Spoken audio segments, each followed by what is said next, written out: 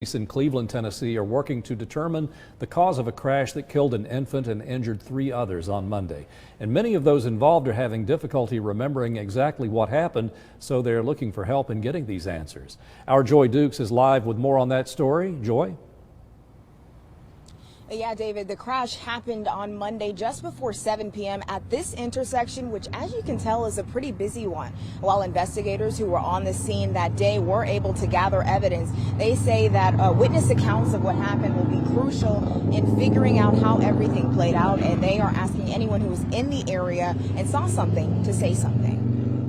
Traffic on North Lee Highway in Cleveland is now moving after a deadly 2-car crash on Monday evening.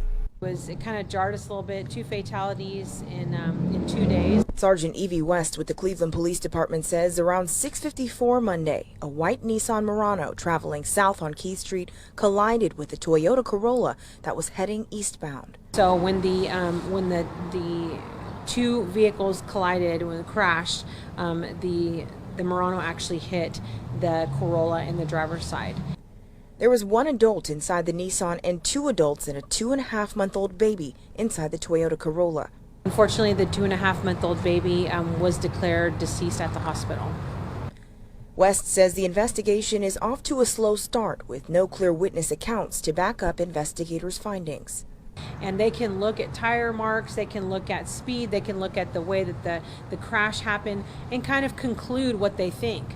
But once you are able to get other people, it's like it substantiates what you've seen and what you know from gathering evidence. Nurses from a nearby urgent care were the first on the scene trying to render aid, but they didn't see the actual crash when it happened. No other witnesses or drivers were on the scene when police arrived.